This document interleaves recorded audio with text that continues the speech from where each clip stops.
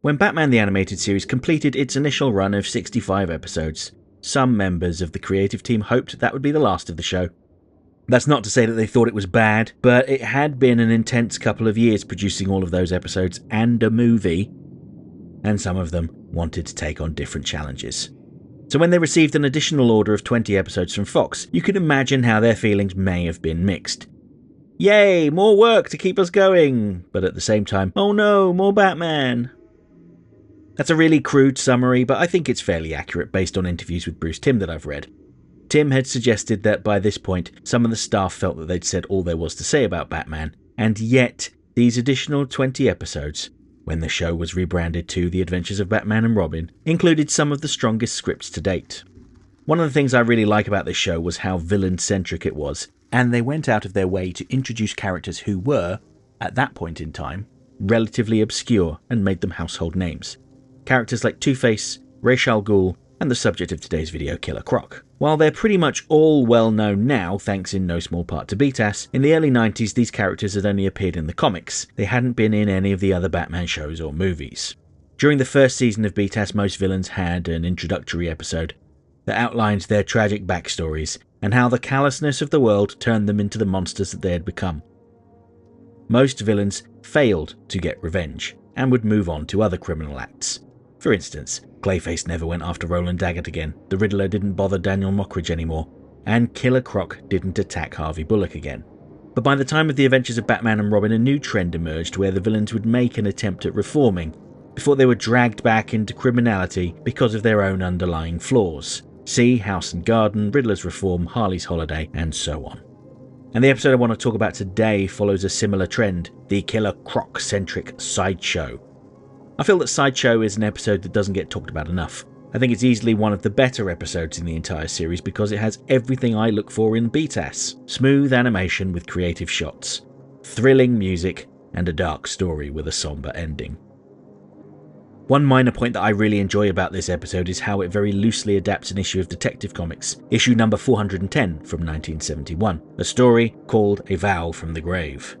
Note that Killer Croc doesn't appear in the original story because he hadn't been created yet. Instead, Batman pursues escaped convict Kano Wiggins, now there's a name, on a stormy night.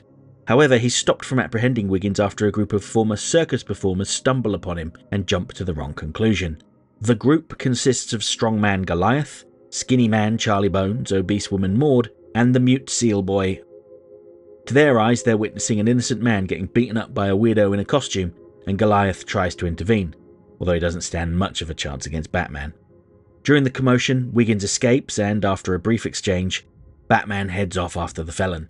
A short time later, he stumbles upon a barn and hears Maud's cries of despair. Charlie Bones has been murdered, and Batman vows to bring Wiggins to justice. However, Batman learns that Wiggins wasn't the culprit, it was Goliath. Goliath had murdered Charlie because he was a rival for Maud's love, and he thought that if Charlie was out of the picture, then he'd be able to swoop in. Poor, simple Goliath. Maud was repulsed by him, and so it was up to Batman to bring in both Goliath and Wiggins. So you see what I mean when I describe Sideshow as being a loose adaptation of A Vow From The Grave. It takes the basic concept, Batman hunting an escaped convict through the wilderness, and stumbling upon a group of former circus people. But the episode itself is quite different. Sideshow uses Killer Croc as the escaped convict, which I think was an excellent choice because he is just so utterly irredeemable. I made a video over a year ago talking about Killer Croc's arc in Batman the Animated Series, mostly how he isn't the joke that some people think that he is. As ever, I've included a link to that video in the info button as well as this video's description. So, add that to your watch later lists. In that video, I briefly touched upon the events of Sideshow, but this time I want to go into more depth. The episode opens with a newspaper headline saying that a judge deems Killer Croc to be sane, and as such, he's being sent to a maximum security prison far away from Gotham. Note that the prison is named Levitt's Prison, named after then DC Comics president Paul Levitz. That's not important to the story, I just like that little bit of trivia. Croc escapes from his shackles by biting through them, stating that crocodiles have the strongest jaws of any animal, as if he actually was a crocodile. As far as we know, he's just a burly man with a skin condition, but hey, don't let that get in the way of a cool scene. You live your authentic life, Croc. Of course, Batman being Batman, he was monitoring the transfer and so pursues Croc through the wilderness. While Croc is able to evade Batman and almost kills him twice, he suffers an accident of his own thanks to being dosed up on tranquilizer darts and winds up being rescued by a group of former Sideshow performers that now live on a remote farm in the woods. The group consists of conjoined twins May and June, the strongman Goliath, the kyphotic Richard, and Billy the Seal Boy. While they had previously worked in the circus, the group saved their earnings to buy themselves a plot of farmland with a mill, and now live away from society in seclusion. As such, they've never heard of Killer Croc or even Batman. A lot of writers present Killer Croc as a dim-witted powerhouse. Some even cite the "I threw a rock at him" scene from Almost Got Him, forgetting that it was Batman impersonating Croc. But this episode really shows how instinctively cunning and devious he is. In order to explain the broken shackles around his wrists, Croc invents a sob story saying that he had escaped from a cruel circus that kept him locked up in a cage like an animal. He's confident that all members of the group would have had their own bad experiences in the circus, and as such, this would make them relate to him and let their guard down. And he was right.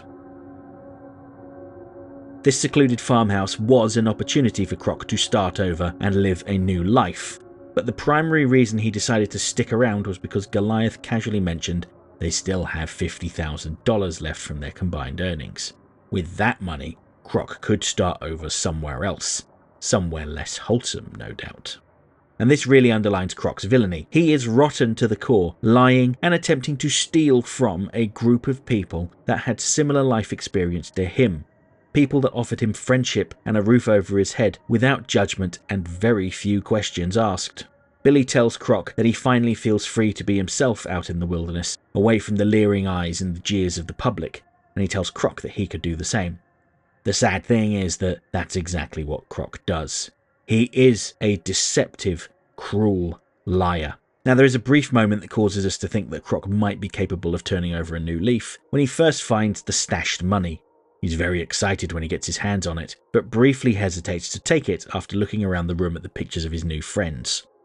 He was interrupted by Billy and forced to put the money back, so granted, we don't know for certain that he was going to take the money and run, but he was seconds away from making that decision.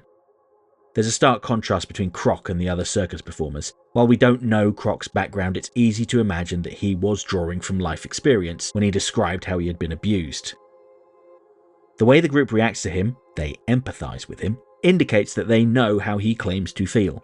They all likely had experiences of being mocked, mistreated and maligned, all because of the way they looked, regardless of the quality of their character. And yet, despite their shared experience, these people are nothing like Croc.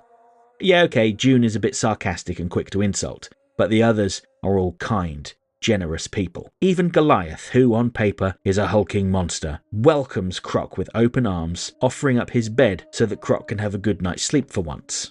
They're all used to people judging them based on their appearance and talking about them like they're not even human. But they didn't let that casual unkindness make them bitter. They saved their money and created the lives they wanted for themselves and rejected the society that had made them feel less than. And the group offer Croc a place in this simpler, reclusive life with wholesome work like freeing their tractor from the mud. It's not glamorous at all, but it's safe, rewarding and pure. So of course, the peace wouldn't last. When Batman turns up looking for Croc, any civility Croc had immediately drops away as he tries to get his new friends to help him murder Batman, claiming that he's an agent of the wicked circus that tortured him. While his friends were happy to lock Batman up, they drew the line at murder. This gives Batman the chance to explain himself, and Croc's actions, cackling while trying to stab Batman with a pitchfork, do more to persuade them of his villainy than anything else. And so Croc turns on them, knocking them out with gas balls taken from Batman's utility belt. Realising their error, the group works with Batman to help him capture Croc. Goliath offers physical support, while Billy shows Batman how to sneak into the mill that Croc is hauled up in with a rifle. Croc doesn't stand much of a chance against Batman at the best of times, and he is defeated relatively easily with everyone against him. But the real highlight of the episode comes right at the end after the police arrive to take Croc away. He is bound in a straitjacket with a muzzle-like helmet on, and Billy asks Croc how he could do it, how he could turn on them, when all he needed to do was be himself. And Croc very astutely says that he was being himself, as he's carted away. That's an important lesson. Some people are just selfish liars. I like to believe that we're all decent deep down, but time and time again I've been disappointed by people and their selfish acts. Croc clearly has a conscience, hence his brief hesitation when he found the hidden money, but he chose not to listen to it, and that is his personality flaw. He may try to excuse it by saying that people have been mistreating him because of the way he looks, but the group of former circus people show that you don't have to respond to hatred and scorn with more hatred and scorn. There is always a chance that, had Batman failed to find Croc, he could have stayed on that farm living a decent life with his new friends. But based on his past behaviour, and how quick he was to turn on them, I doubt it would have lasted very long.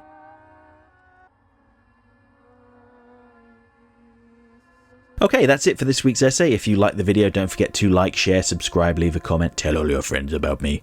You know how YouTube works. If you really enjoyed the video and have the means, please consider making use of the thanks button to send a buck or two my way, because every little helps. I offer channel memberships for $1.99 a month. This will get you early access to my weekly video essay, priority responses to your comments, members-only videos, custom emojis, and an icon on your profile indicating that you're one of my people. And special thanks to my current channel members, who are all listed on the screen right now.